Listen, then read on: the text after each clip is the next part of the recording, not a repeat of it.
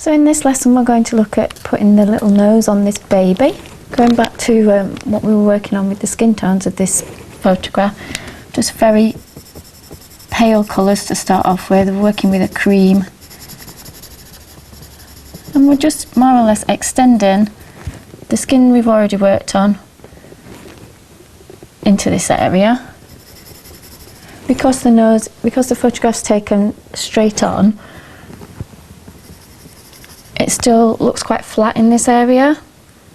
The only things that give it any definition are these shadowed areas here and the highlights. So we're looking at preserving all of those.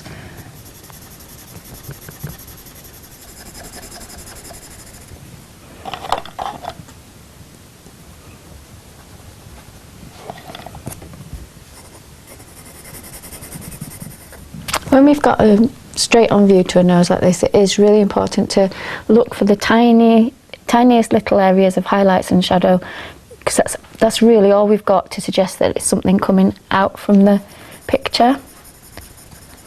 So like these little tiny highlight areas there around the edge of the nostril are what we need to keep.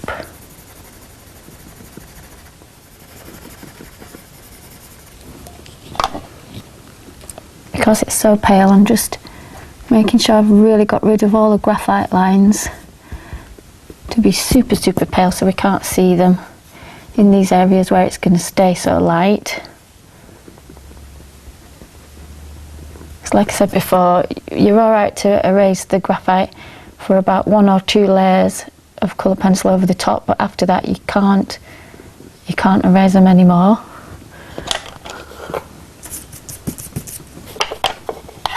So I'm just going to come in with a peach now, try and define some of these areas that are eventually going to be the darkest bits. I'm not jumping straight to the dark colour, it's just all part of the process of building it gradually. Especially in the nostril areas. Noses sometimes can look really fake if you make these nostril areas too much of a bounded shape. You need to remember that they're still part of the nose, and the skin that goes into the nostrils is connected to the skin of the lip, the top lip. So we need to make sure that we're making it a graduated shade rather than a bounded shape with harsh lines.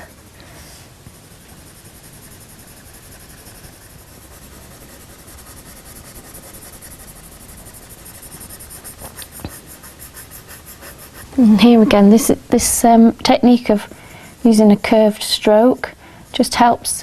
So we've really not got much on this picture to suggest the bridge of her nose. She's only got a little dainty bridge of nose, so the only suggestion we can get of it coming out at all is to make this look very rounded. And using a curved stroke just helps that.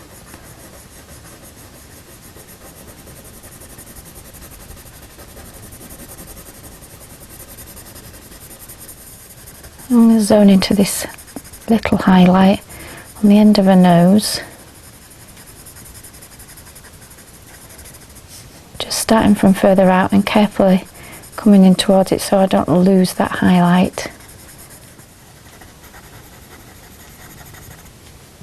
And again, these areas underneath the nose look quite like defined lines, but if we treat it as though it's all part of the surrounding skin, we'll get a better result. We want to try and avoid harsh lines in the portrait, even if they look like definite lines on the photograph. If you use a technique that's more fuzzy, you'll end up with a better portrait.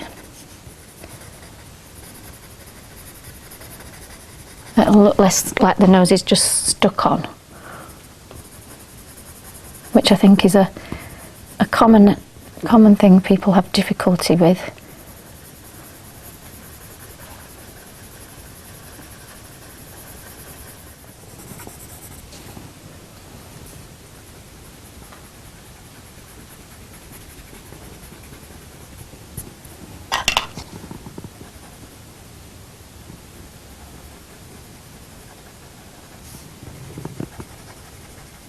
just going to put in the beginnings of this shadowy edge, which then leads into the nostril cavities.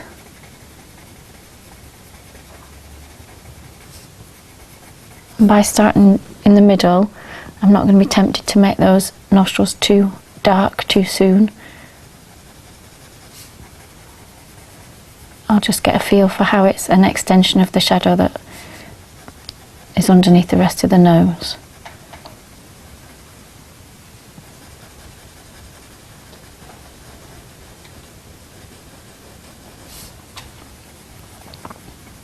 I was just having a sit back. It's a good thing to remember to do, is just occasionally sit back and have a look, squint your eyes up a bit, and just make sure your areas of shadow and highlight are ending up in the place you want them to be.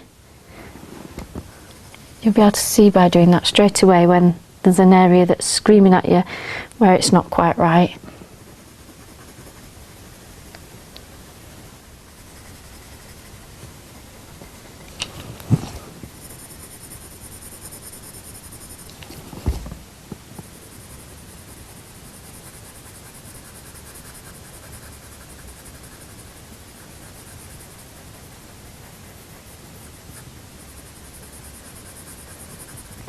I'm just looking at this area of highlight. When I did the original drawing in, I've marked that as the full oval shape there. Don't know if you can see.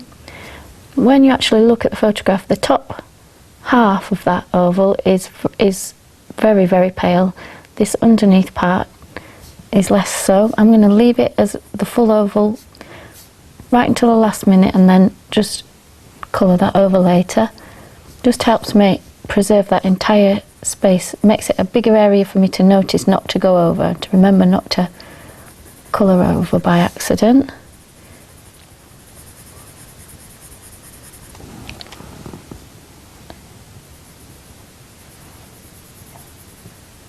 Just very gently coming in with some darker tones. When it's very pale skin tone like this, you really need to work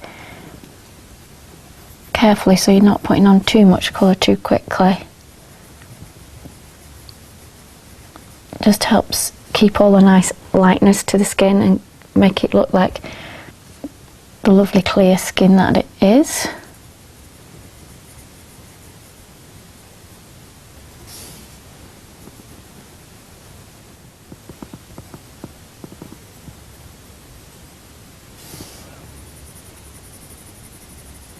Obviously when you do your drawing in, you can't put in every single line because you just end up with something that's a really, really complicated line drawing of contours, and you just wouldn't know which one was which. So you're just putting in the main ones.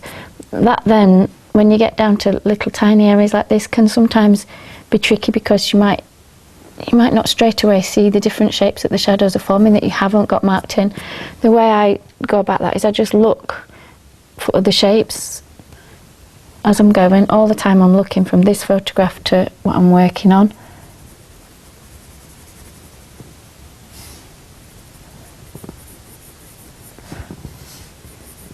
For instance, I would see that as like a little, this is like a little mushroom shape on its side. And just, if you sort of give them a name in your head, you can remember the section you're working on. That's how I do it anyway.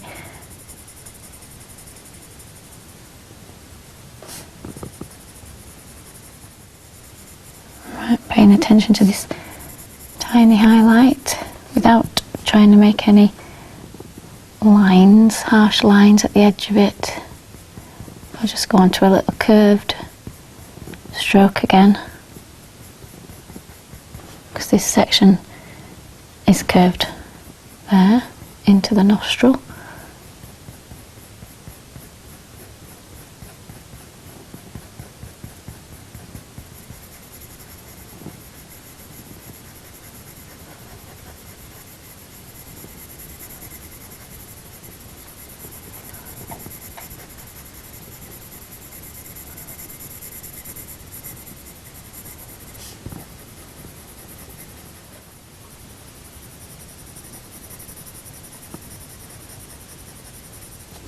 Just going to go in very, very lightly with some red.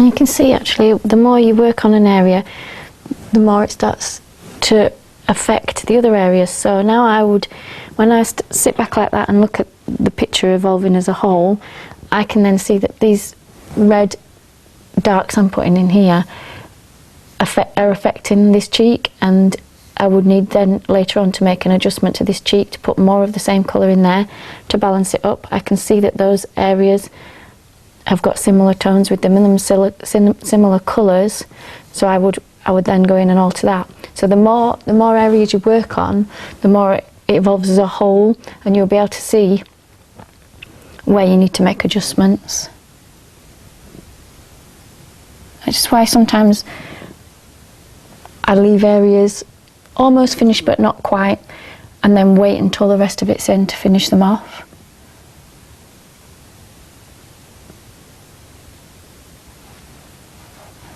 There's nothing wrong with working the other way. There's nothing wrong with working an area completely up.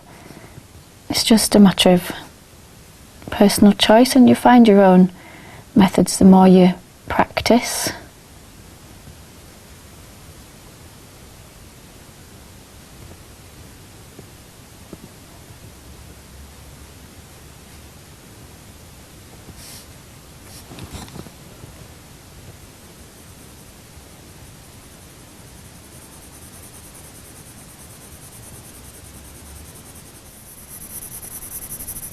And because even though the highlights, we don't want them to be the same bright white of the paper, I'm just going to go in with some just pale creamy colours and make them lose their brightness a bit. This one on the end of the nose, you do want to be quite light. But there again, you still don't want to be competing with this highlight. That always is going to be the brightest, whitest point of your whole portrait.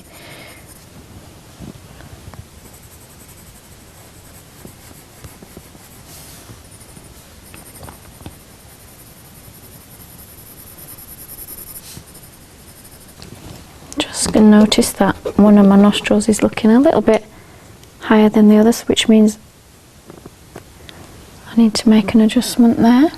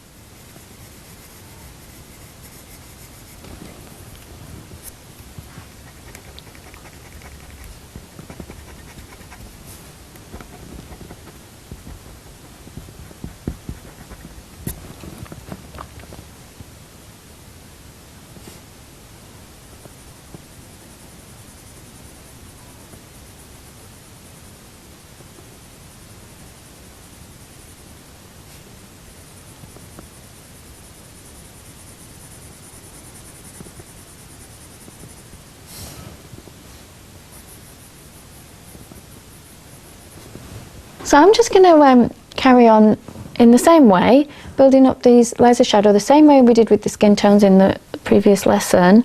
It's going to take me a few minutes, so I'm just going to carry on with that now, and I'll come back to you shortly when I get onto this area here that we need to take more care in around the nostrils. So for the last few minutes I've just been carrying on doing this, filling in the shading. You probably see that I've introduced a little bit of purple in some of these areas, just darkening off these shadow tones to really start to bring the bridge of the nose out, and round here around the bottom of the nose as well. I've also extended some shading down, just light shading to start with, into these nasolabial folds. There's not much on this little girl because she's so chubby, and their expression, there's not much to to really suggest that. On here, just that little dimple and that little area there. I've just put those in a little bit. Now I'm going to start to darken off this bottom bit of the nose and into the nostrils.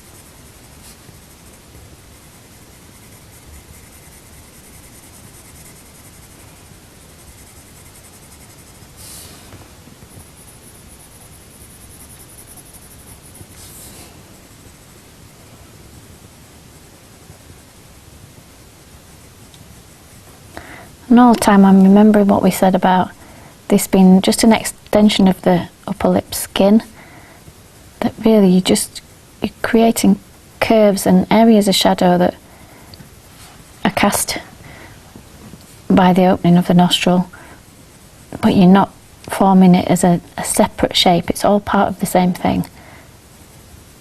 And this shadow will extend out for you and round.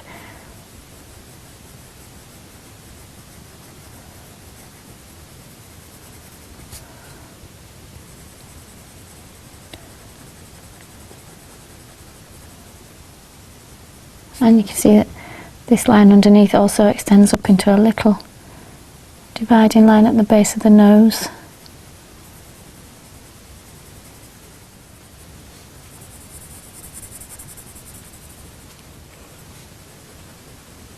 Sometimes it's useful as well when you're getting onto areas of shading. This is quite a weird area. If you look at that shadow, sort of squint your eyes and look at the shape of it, kind of an M shape, but it's a very wiggly M shape. Sometimes it's easier to look at the shape around the shadow, so this area of negative shape there, this highlighted area, almost like a heart shape, it's easier to imagine the top edge of that than it would be to look at the shadow as a shape.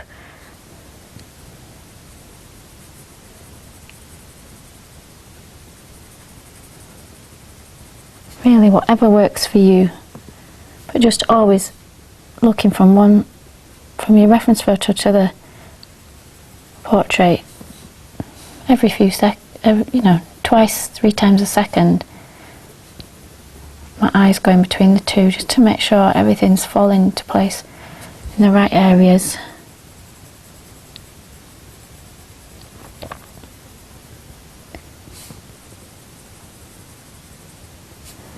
I'm looking at this now. I'm going to divide, let that little area of shadow divide that highlight. Maybe switch to a lighter pencil.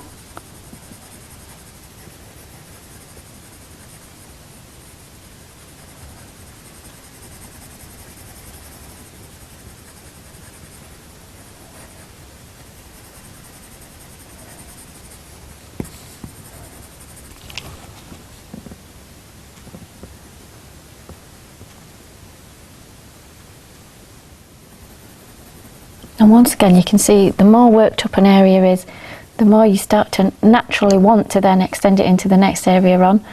It just becomes a natural thing that happens.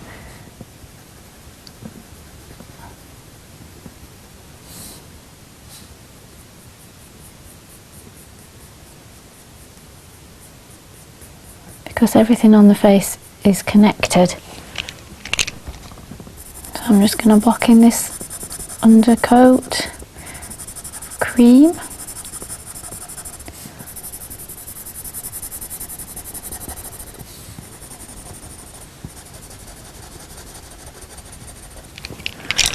And now I'm going to start going with some really dark shades very carefully.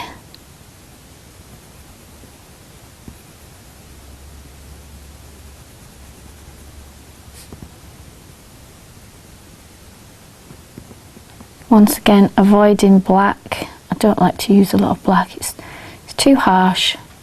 And the only real true areas of black tend to be in the pupils on the eyes.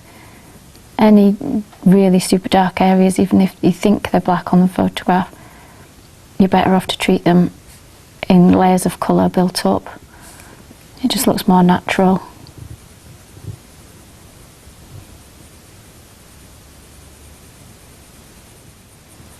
And here I'm just going to take a little bit of this purple down into that groove.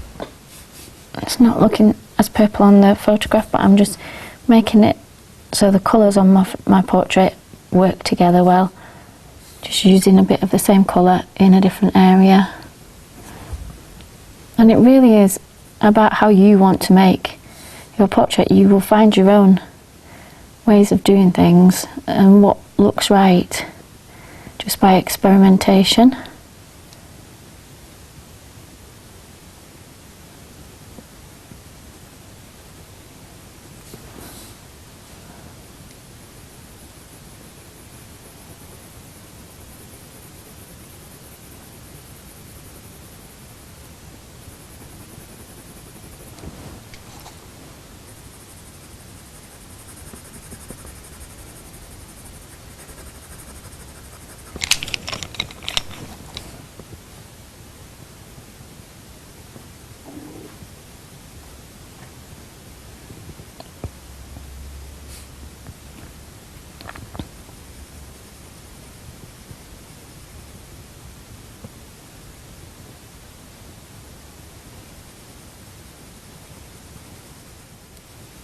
Just letting this shadow extend even a little bit further than where you think the line of it ends, just ever so lightly.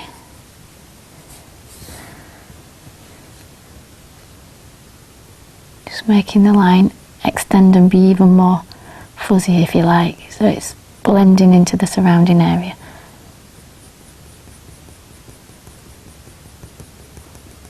Fuzzy lines on portraits are good.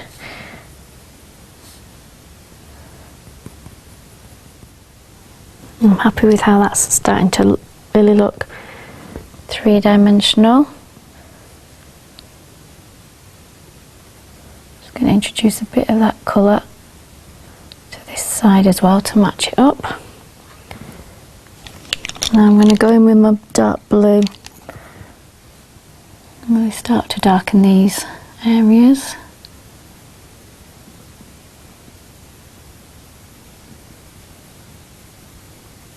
Just very gradually zoning out with that colour, a tiny bit at a time, so you can keep checking to see if you've done enough. You don't want to overdo it. Certainly as well on the portrait where the subject's skin is so pale and they're such a young child, you don't want a lot of super dark areas. I'm going to try and keep the whole thing light, and the main focus is definitely the eyes on this. So you don't want to do anything to detract from that.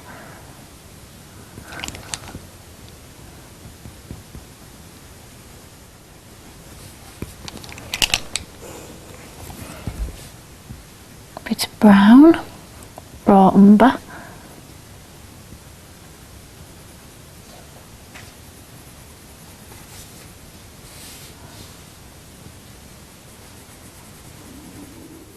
And I'm just concentrating on these tiny cast shadows here.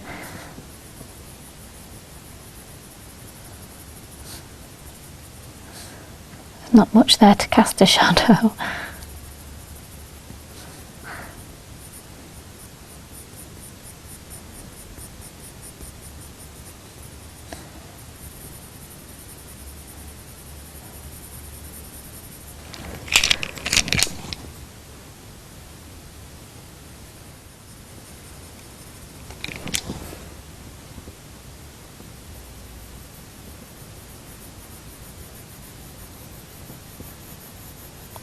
Just using some curved strokes for shaping this little dimpled area.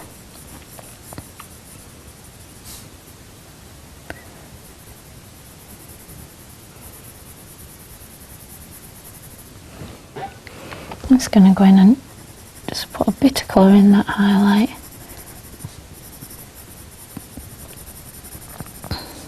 I think it's getting quite close. Just the last couple of dark tones in here.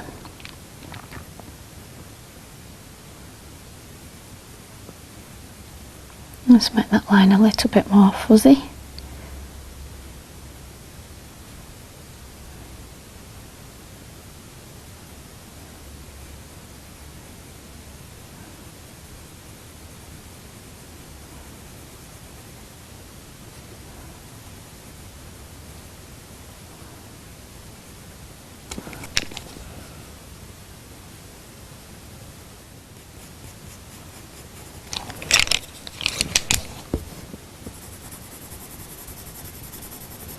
And that area then would form the basis of the shadow coming into the cheek.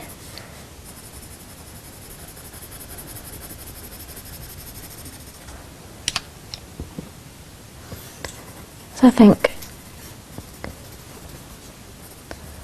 that would be where I would leave it for now. I may, when I got both eyes in, which are my very darkest areas, possibly later on would adjust the nostrils, just perhaps a tone darker, but for now I think I'll leave it there. It's the baby's nose all finished.